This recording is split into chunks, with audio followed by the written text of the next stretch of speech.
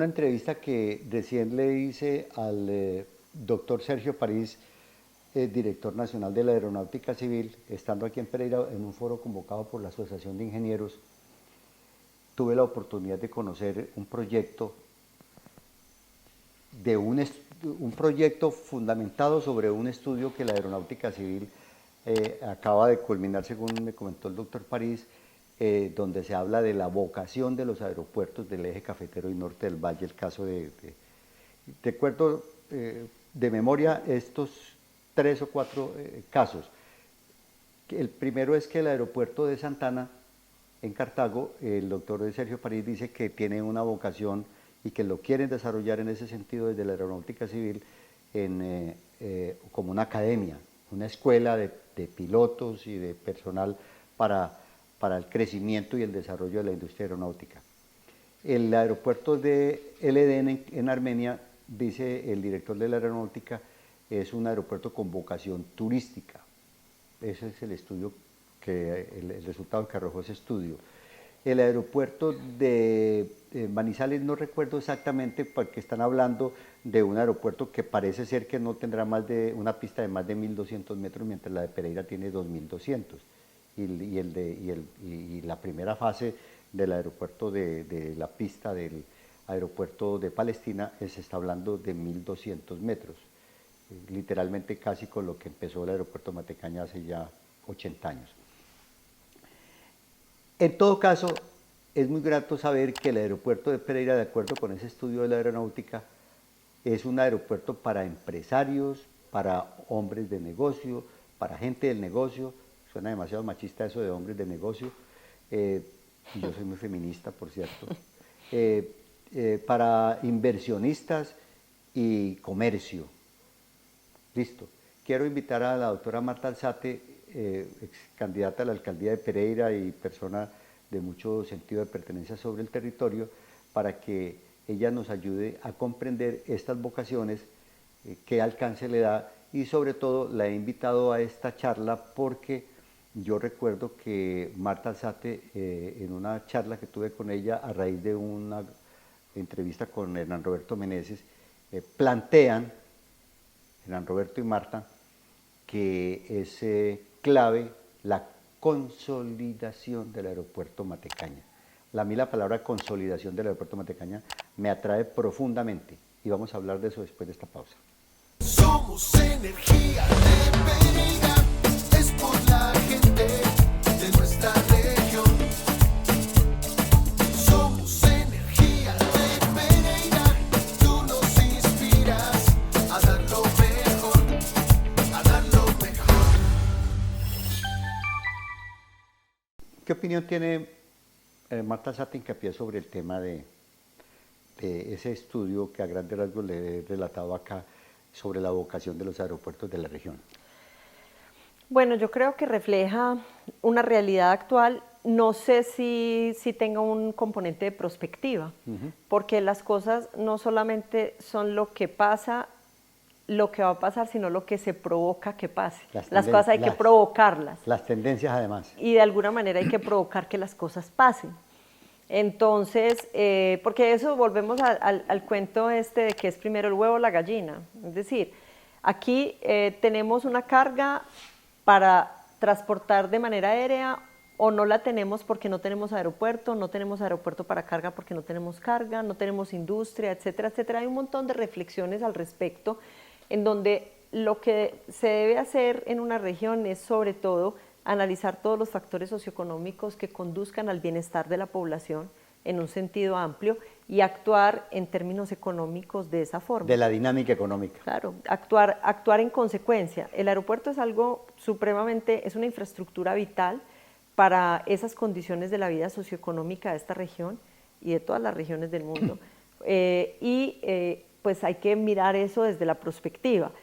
Yo diría que consolidar la dinámica que se ha presentado ya de una manera, digamos, fáctica desde el punto de vista de cómo funcionan los aeropuertos, que le da ese lugar que usted menciona, según el estudio, al aeropuerto Matecaña, consolidar esa vocación es parte del trabajo, es parte de la tarea, pero proyectarla hacia otras hacia otras posibilidades, más allá de lo que se percibe en la realidad, en el hoy, es también muy importante. Y en ese orden de ideas, después de esta pausa, me da esta respuesta, por favor, desde su perspectiva.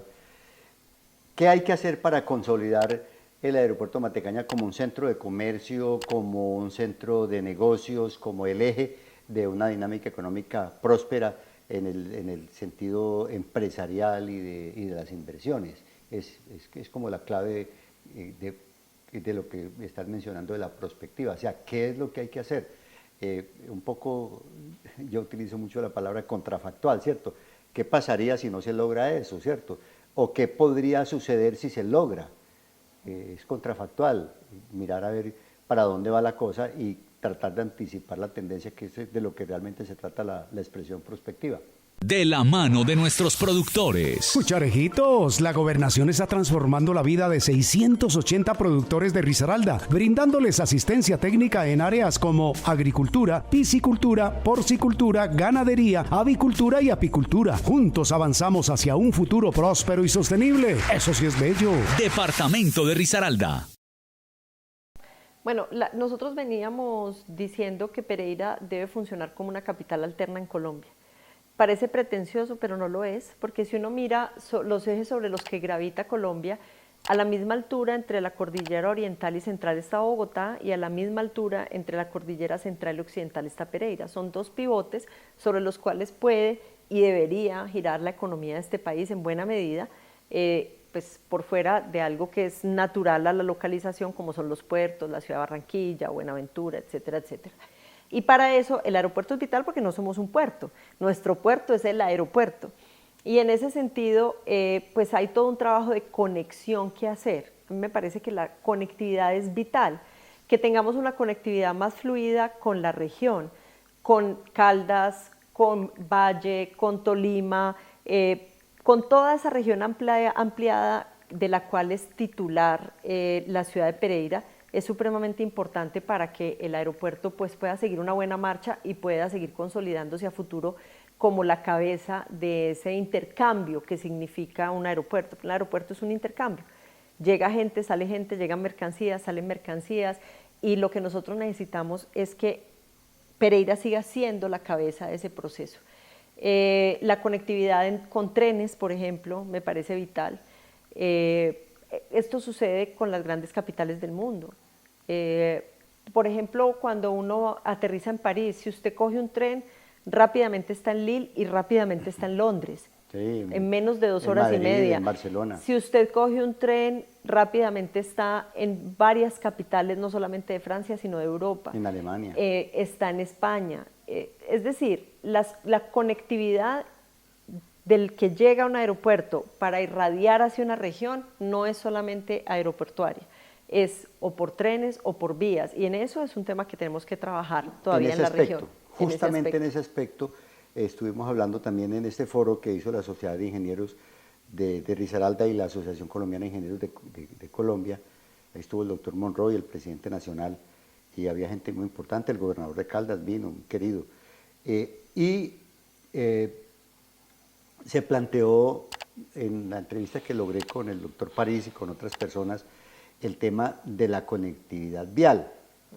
Y entonces estamos justamente en el ojo del huracán de qué va a pasar con el proyecto Conexión Centro, que la firma Odinsa del Grupo Argos y el Grupo de GEA de Medellín están proponiendo a otra concesión de 30 años, utilizando los peajes del eje cafetero para hacer la conexión Cartagena, Buenaventura, Bogotá, y usted tiene una opinión muy al respecto de eso porque el debate está abierto. Y yo le decía al ex senador y exalcalde de Pereira, Juan Guillermo Ángel, que a mí me hace feliz saber, me da una alegría muy grande que ese tema de Conexión Centro nos puso a pensar, nos puso a hablar, nos puso a discutir, a debatir qué es lo bueno y qué es lo malo y para dónde vamos en materia del desarrollo vial, porque las vías terrestres conectan precisamente todas con el aeropuerto y es parte de esa consolidación de la que usted está hablando. Sí, yo creo que en un tema en el que hay tantas opiniones y seguramente muchas de ellas muy autorizadas, como para salir de la discusión, de la simple discusión, es útil. Y la polémica. Y la polémica. Es útil hacerse las preguntas correctas. ¿Sí? Entonces, las preguntas correctas deberían ir en el siguiente sentido. ¿Qué es lo que queremos? ¿Queremos seguir construyendo infraestructura o queremos quedarnos con la infraestructura que tenemos y solo mantenerla? Ahí ya hay un deslinde, Sí. porque si queremos solo mantener lo que tenemos, ese es un escenario. Si queremos que se construya más infraestructura, ese es otro escenario. Y si queremos que se construya más infraestructura, ¿tenemos claro el proyecto alternativo? ¿Cuál es la propuesta que tenemos nosotros como dirigentes y líderes de esta región o como voces representativas de esta región para hacerle no solamente al concesionario, que yo creo que no es el interlocutor? La otra pregunta correcta es, ¿quién es el interlocutor? El interlocutor, a mi juicio, es el gobierno nacional. Desde las fuerzas vivas de esta región que se sienten afectadas por los peajes o que sienten que si el peaje vuelve y se otorga un proyecto durante 30 años, se pierde una oportunidad de hacer unas obras. ¿Cuáles son las obras que se le van a proponer a ese interlocutor correcto, que a mi juicio es el gobierno nacional? Esa es la tercera. ¿Queremos más obras? ¿Cuáles son las obras? ¿Cuál es el interlocutor correcto? Y teniendo el interlocutor correcto, ¿qué vamos a hacer como líderes para ir en una posición conjunta? A hacer una presión o a plantear una posición firme frente al gobierno nacional sobre el proyecto que queremos como región. Mientras no respondamos esas preguntas de manera correcta, pues nos vamos a perder en el debate. A veces esos debates se vuelven personales, aunque digan que no, aunque traten de negarlo, los hechos hablan por sí solos. A veces esos debates se van por las ramas, pero ¿por qué no nos centramos en lo estructural, en lo importante? En lo fundamental, en lo decía fundamental. don Álvaro Gómez. ¿Queremos más obras? Sí. ¿Cuáles son esas obras que queremos? ¿Quién es el interlocutor y dónde está la propuesta que vamos a ir a hacer? Y vamos a hacerla juntos, no solamente las fuerzas vivas de la región, no solamente la Asociación de Ingenieros, la Veeduría Autopistas del Café, no solamente la Gobernación, los representantes a la Cámara, que ese es su oficio, defender los proyectos de esta región, sino el concesionario. Yo sería partidaria de hacerlo aliada con el concesionario, de volver al concesionario un aliado y que esa propuesta en bloque se presente como una posición ante el gobierno nacional. De otra forma, no tenemos ninguna oportunidad, porque el gobierno nacional en eso es autónomo, es el que concede el contrato y es el que va a definir las obras. Y en justicia, quien está pidiendo unas obras que a juicio de las fuerzas vivas de esta región están por fuera de la región y que generan incomodidad, porque tenemos la sensación que con los peajes que pagamos las personas del eje cafetero vamos a financiar obras por fuera del territorio y fuera de esas obras de carácter nacional, el actor que está imponiendo esas obras es el gobierno nacional. Entonces, si nosotros no tenemos claridad sobre lo que queremos y si no vamos todos juntos a plantear una posición firme, no tenemos ninguna oportunidad. Esa es mi posición. Pero no son 3 preguntas, son 5 preguntas. ¿Quién es el interlocutor válido? Gobierno nacional a través de la Agencia Nacional de Infraestructura. Yo aquí alcancé a tomar algo para que usted no traga saliva, perdóneme la expresión. El otro es, ¿cuáles son las obras que queremos? Ese es el punto número 2. Tengo un tercero, ¿cuál es la propuesta de nosotros, de los ciudadanos? ¿Cierto? ¿Qué es lo que, cierto? ¿Cuáles son las obras? Si queremos obras, sí o no, porque podríamos quedarnos con la vía solamente en el mantenimiento de lo que ya tenemos. ¿Queremos más obras? Sí. ¿Cuáles son las obras que queremos? ¿A quién le vamos a ir a pedir esas obras y cómo se las vamos a ir a pedir? Correcto. ¿Juntos o agarrados? Agarrados no tenemos ninguna mechas. oportunidad. Hay que ser juntos, en un bloque firme y conjunto, para poder tener posibilidad de ejercer una presión, porque eso es una negociación. Es una negociación que a mi juicio es sobre todo con el gobierno nacional. Baltasar te mencionó también unos protagonistas, los gremios y mencionó los congresistas. Después de esta pausa, para nuestros patrocinadores, regresamos para que hablemos un poco de esa representación de mandato que tienen los congresistas del departamento de Risaralda y un deber por cumplir allí. De la mano de nuestros productores. Cucharejitos, la gobernación está transformando la vida de 680 productores de Risaralda, brindándoles asistencia técnica en áreas como agricultura, piscicultura, porcicultura, ganadería, avicultura y apicultura. Juntos avanzamos hacia un futuro próspero y sostenible. Eso sí es bello. Departamento de Risaralda. Pues yo creo que los congresistas tienen que cumplir un papel político que lleve como voceros de una propuesta técnica. porque lo que se está discutiendo es un tema técnico. ¿En qué sentido? En que un contrato de concesión es una inversión, es una posibilidad del retorno sobre esa inversión que se hace sobre el territorio usando el mecanismo de un recaudo por vía de unos peajes. Entonces, ahí hay un tema político, pero también hay un tema técnico. ¿Cuál es el tema técnico? ¿Cuáles son las obras? ¿Cuánto cuestan las obras? ¿Cuál es el retorno? ¿Cuál es el tiempo que se requiere para que haya ese retorno? Y ese tema técnico no necesariamente lo tienen que manejar los congresistas, pero hay actores técnicos, está la Asociación de Ingenieros de Risaralda, hay personas que hacen parte de la veeduría que están capacitadas y han venido haciendo el estudio juicioso del tema de los peajes, hay una propuesta técnica desde el punto de vista del retorno. Entonces, con esos argumentos, pues... Está hablando del retorno de la inversión. De la inversión. Sí. Con esos argumentos, los congresistas, el papel que deben cumplir a mi juicio es defender los proyectos de la región, defender una propuesta unificada que le convenga a la región, concertada con las fuerzas vivas y los actores de la región, y ojalá con el concesionario, porque yo no creo que aquí sea una posición per se al concesionario. Ese punto es clave, porque se han enfocado muchas críticas contra Odinsa, que el grupo empresarial antioqueño, que Argos, que es muy poderoso y que tal cosa, esto y lo otro, pero es que la ley da una facultad de que una empresa cualquiera haga unos estudios, unos diseños y haga una propuesta, programa iniciativa privada, ¿cierto? Claro. ¿Sí? Claro. Porque ¿de dónde va a salir la plata? Pero el problema no es el concesionario. No, pero es que venga, hablemos sobre eso. Resulta que ellos están hablando de 10 billones de pesos de inversión, sí, más o menos en 30 años. Sí. Con un gobierno que tiene un presupuesto desfinanciado, que está bregando a echarle tijera porque no tiene grande. de dónde va a salir los 10 billones. No importa que después digan los vamos a recuperar con los peajes. ¿Quién los va a poner en el valor presente, en el hoy? Si no existe quien los ponga, no hay obra, porque hay que poner el recurso. Ahí es donde entra el privado y dice, yo tengo los 10 billones, sí, los pongo, me los devuelven en 30 años con un retorno sobre esa inversión, es decir, un excedente sobre esa inversión, que lo haga atractivo, más atractivo que tener la plata en un CETE, en un banco o cualquier otra cosa parecida, porque es que es muy fácil decir de boca, no, si devuelvan lo que nosotros usamos los peajes y hacemos las obras, pero nosotros nos vamos a quedar 30 años recogiendo la plata para hacer las obras, porque ¿de dónde sale la plata? ¿Quién tiene los 10 billones? ¿El gobierno nacional? No. No, el sentido contrario, no como el cuento de la reina, en sentido contrario está Vías del Samán.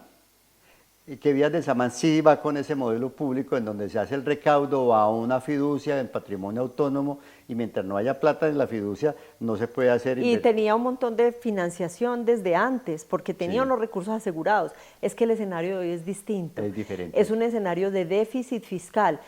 No venimos pues viendo en las noticias todos los días que el presidente quiere echarle tijera al presupuesto de la nación porque no tiene y que para financiar el presupuesto que acaba de pasar tiene que hacer otra reforma tributaria. ¿Quién le va a ir a pedir 10 billones de pesos para unas vías en el eje cafetero? Entonces el esquema del concesionario a mi juicio es inevitable. ¿Por qué? Porque tiene el dinero. Pero para el concesionario es un mandato. Es que el concesionario lo que quiere es invertir un dinero y ganarse un retorno sobre ese dinero. Negocio, claro. Es una cosa financiera. Las obras que le diga el gobierno nacional que tiene que hacer, yo creo que eso es transparente, sinceramente.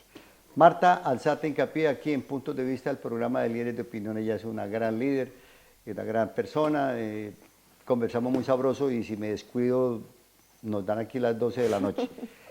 Estamos en el estudio de GQ, tu canal, y en el programa Puntos de Vista. Gracias a Marta por darnos estos minutos y los esperamos a ustedes en el próximo programa de lunes a viernes todos los días.